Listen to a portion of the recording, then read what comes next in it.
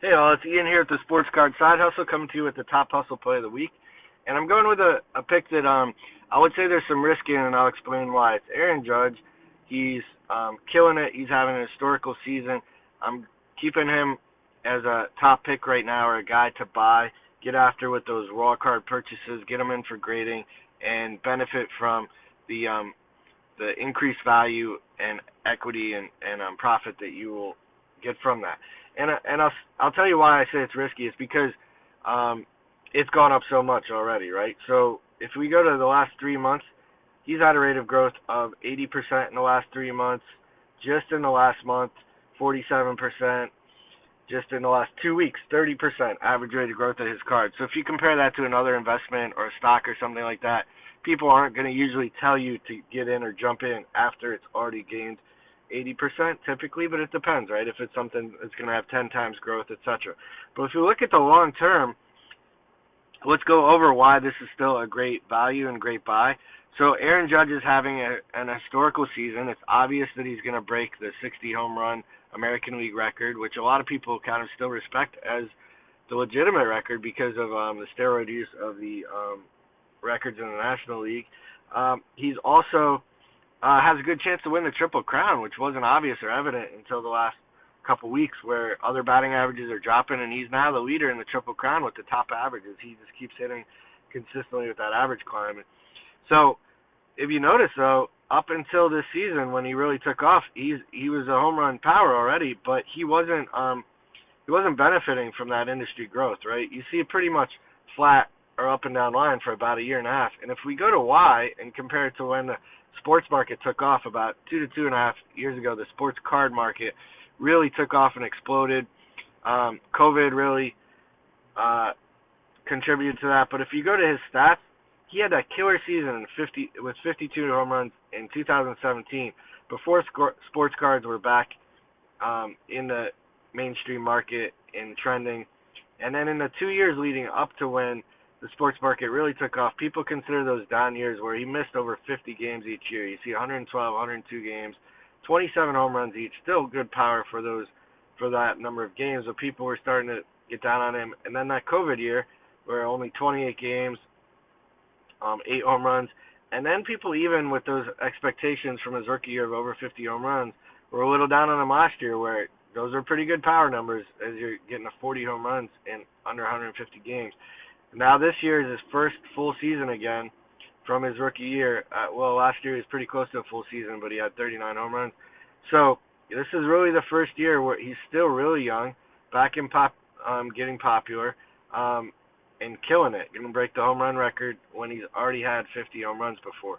So as we look at this chart, yes, there's risk, but you see it's a steady incline recently. There's a lot of buy-in. He's got a lot of growth. And as we go over here to the top cards I'd recommend, this is where you can really see how on fire his cards are. If we start at the beginning of the list, I had skipped ahead, but these are all of the hottest cards in the Sports Card Investor Market Mover app. He's number one.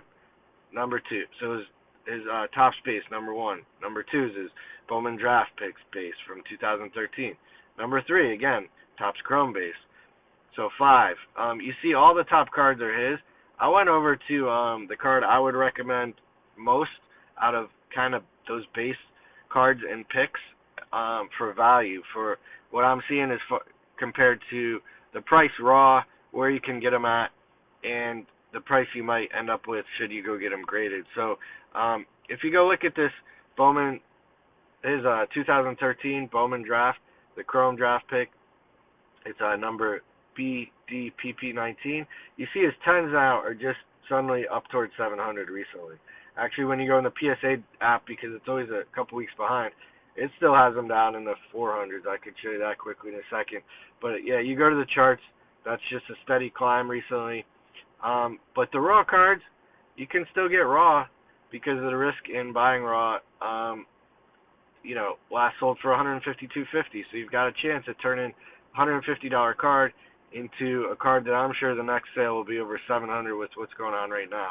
So a 9, if we look at a 9 in recent sales, 9s are now starting to exceed 250 when you can get the raw for 150 and you can get value grading for this price range at $30 right now. So if you look at the card, it looks pretty solid, and you think you can get a 9, you know, uh, assume or think you got a good shot at a 9, and then that slight chance at a 10 where that's huge, that's worth it. Eights, there hasn't been an 8 sale in a while, so it's hard to assess under this because we're hitting 6 weeks without a sale of an 8. But that also shows you that most of them that sell or also probably grade are 9s and 10s. It's a pretty good quality control for that year if people kept them in good shape, etc. Let's go over to the to look at it in the PSA app right now. I told you it's a little bit behind there. If I click on the sale, you can see the average price is 180, but the most recent is 480 that they have, but they're about 2 weeks behind in their data. That's one thing I don't like about their app. So I can go to auction results there. Oh, sorry, let me go back. Let's cover the pop real quick there. So the population, just over 1,000 for 10s and for 9s. Nothing crazy like people are fed up with cards that are hitting 100,000 graded cards, Luka rookies and some of those Ken Griffey Jr. rookies. Nothing crazy for these numbers. So between 9s and 10s, just over 2,000.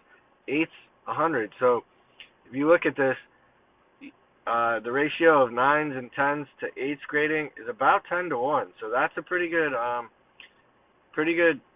ratio to go grade the raw card and end up with a 9 or 10. So think of those considerations when you get these graded in the quality control, right? So if we look at the data just a little bit more, you'll just see nothing but trending up in the prices here. Those are 9s, so you just have their last 9 that they did update here is 250. This might have just updated since I looked at the data earlier, actually. Now, for some reason, they don't have the 10s in here that Sports Card Market Movers does have. They seem to be up to date on the 9s and not the 10s. But I guarantee you the next time you see 10 sale record listed in the PSA app, it's going to be they're going to be hitting the 700s, and you see that in the Sports Card Market Mover data. So the 9s, pretty good profit margin from if you can find raws in the 150 to 175 dollar range right now. So that's my top hustle play of the week, Aaron Judge, and specifically focus on this card right here, that Aaron Judge Bowman draft Chrome draft picks, the 2013, and I think it's a good buy. This card isn't going to be going down. It's held steady or didn't gain much for almost 2 years, and now he's proven how consistent he's going to be in his home run hitting career, and that he also hits for average and can win triple crowns.